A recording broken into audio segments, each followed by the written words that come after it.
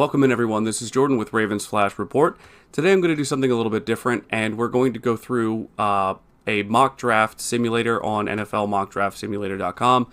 And we're going to do full 7 rounds, and we're just going to kind of go through how I sort of approach the Ravens draft needs, sort of what players might be available.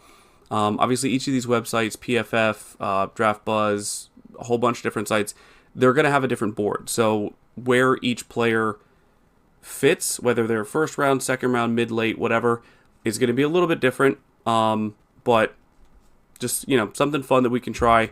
We're not going to be doing any trades for this one. We're just going to go straight through and just kind of see who's available and see what kind of haul we can get with our 11 picks. All right, so straight off the bat, names that jump out, obviously, Malachi Starks. I think Mel Kiper's had him drafted to the Ravens, mocked him to the Ravens a couple of times now. Nicky Munwari, a little bit more of a question mark. Obviously, he's also physically a phenomenal player. Walter Nolan, defensive lineman out of Mississippi. Tyler Booker's also been getting some hype for interior offensive line. And then you got some of the other guys down here. James Pierce Jr., who's really fallen out of favor recently. And then some guys that are probably more so early second round picks. So for me and my money, I am going to go with Starks. I think he fits what the Ravens want to do schematically with Hamilton and Humphrey and other guys like that as far as moving pieces around in their defense. And I think with Washington still on the roster for this upcoming season, I think they will have a little bit more flexibility with Starks and not have to push him along so quickly. So for the second round, pick 59, we have a couple of guys available that I personally would love to have on the team. Darius Alexander is one that he's a defensive lineman out of Toledo. He is an option. There's some other guys later on that I think are maybe more developmental, but at the same time, if you can get them for maybe a day 3 pick, that might be more value. But both Princely Umanmielen and Jack Sawyer from Ohio State and Mississippi, respectively, are, I think, excellent potential edge rushers. So the reason I say potential is because Princely Umanmielen has, he has a lot of raw ability. He's very fast. He's very physical. And Jack Sawyer is too. I think Jack Sawyer has a little bit more of a refined game, and his floor might be a little bit higher, having played at Ohio State and having that proven level of competition. But yeah, for my money, I mean, the upside with Princely Umanmielen is a little bit higher, I think, than Sawyer. So I'm going to go there. So we've got our safety, we've got our edge. Really want to start to focus, if we can, on the line, offensive and defensive. Okay, so for the third round, pick number 91, we do have a couple of interesting options here. So Demetrius Knight out of South Carolina at linebacker. Linebacker is, I won't even say it's a sneaky need at this point, other than Roquan Smith, who had a slight down year last year, mainly due to how he had to be utilized because of some of the deficiencies in the secondary. Demetrius Knight would be a good pickup for us, but there's other guys that I feel like at this point of the draft are better value. Guys like Darian Porter at cornerback from Iowa State, Shamar Turner from defensive line, and Wyatt Milum from West Virginia. So the thing that I think I like best about Milum as a pick is he is a tackle, but I think if you kick him inside to potentially fight for left or right guard, I think he's a guy that can give you at least maybe a year or two at the starting guard position before Ronnie Stanley's contract is up, and maybe kick out to the left tackle and be that left tackle of the future, hopefully. If he wasn't here, if Wyatt wasn't here, Darian Porter would be my first pick at this position. But again, we need to start building in those trenches. So Wyatt Milum is a good pickup here. All right, so we start in the fourth, and we're pick number 129. A couple of guys here, again, just like in the third, where you could go a couple of different ways. Denzel Burke, cornerback out of Ohio State. He's a guy where I think I like his potential more than what we've seen on tape a little bit. Obviously, playing at Ohio State, he is going to get that good competition, which, is going to show some holes in his game as much as it's going to show, like I said, that potential.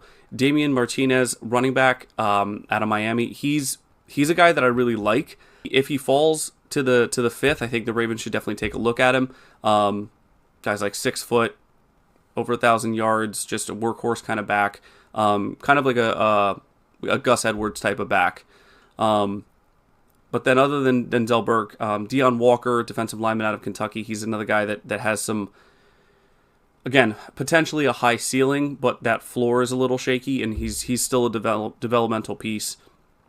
And then Dorian Strong, cornerback out of Virginia Tech, who, again, he's a guy that I covered a little bit in some of my other videos, but he, again, we're getting into this fourth round where there are going to be some guys where they have some good stuff and they also have some stuff that's, they need to work on. But for my money, Denzel Burke, again, that Ohio State, not even just the pedigree, but again, that constantly being tested at a higher level, I think is going to give him a little bit of an edge going into the next stage of his career. We're still in the fourth round, so we're pick number 136 here.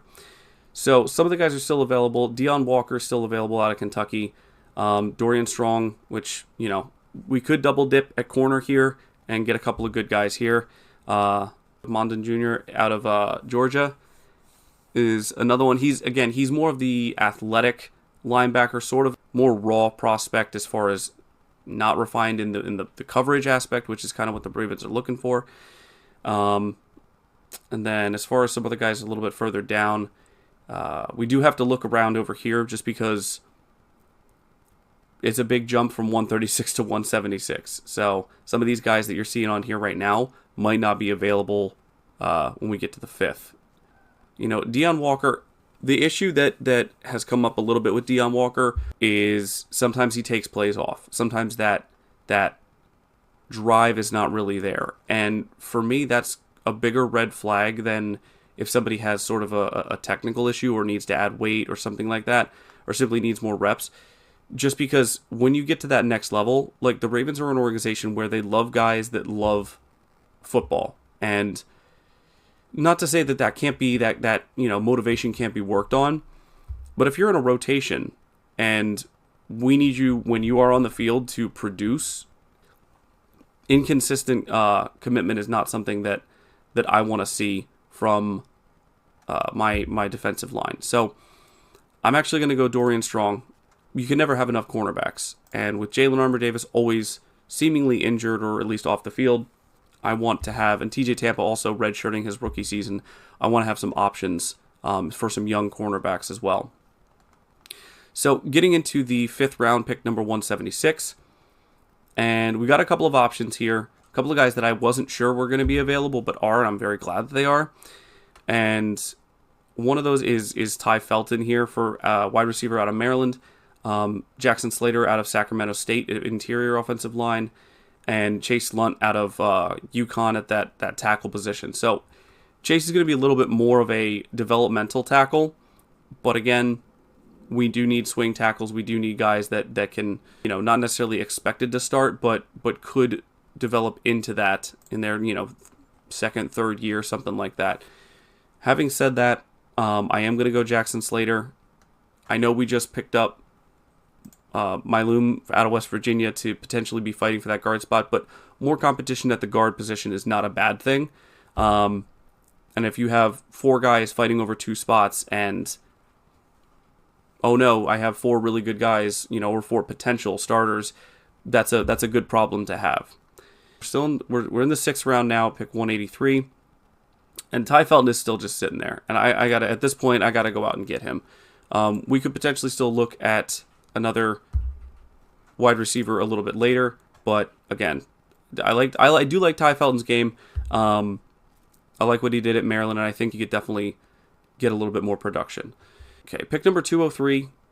We got 1, 2, 3, 4. We got 4 picks left, and we still have haven't addressed the defensive line, linebacker, running back, quarterback. Some of these guys, again, running backs.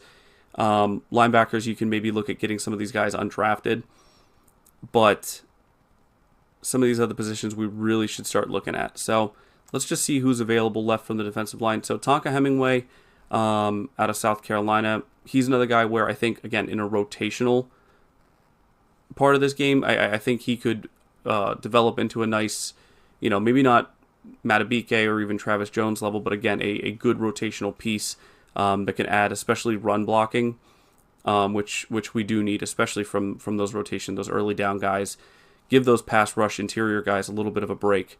But he still might be available by 210, so I don't know if I want to go there just yet. Jay Higgins out of Iowa, he's a guy that I also really like. I'm hoping he's available at 212, because that's basically, if they're available at 210 and 212, that's where I'm going to go. So at this point, though, I do like Riley Leonard as a potential backup quarterback. I know we just did pay for Cooper Rush as the backup quarterback for at least the next 2 seasons. You want a young guy that can develop underneath that hopefully will give you an extra 2 years on his contract that will be cheaper than getting another backup quarterback like a Riley Cooper. So, not Riley Cooper. I'm mixing up Riley Leonard and Cooper Rush. So let's go ahead. We're going to pick Riley Cooper, or I did it again. Riley Leonard out of Notre Dame. So that being said, so we're at 210 and 212. So moving on down here, and we still have yet to pick up a running back, but I'm not as worried about that.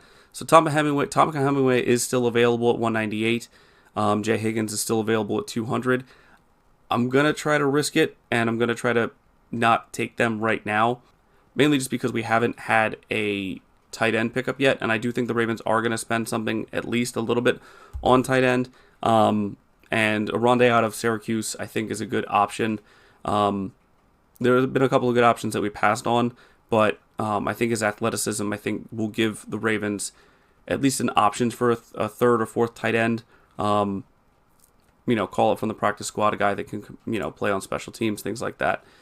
Getting down to 2 picks left, and if we look, Tonka's still available, and Jay's still available. So I'm going to go out. I am going to pick up Tonka, and I do think I saw... Okay, so Jay Higgins, still available, and that's going to round out our draft. So overall, I think this draft was excellent.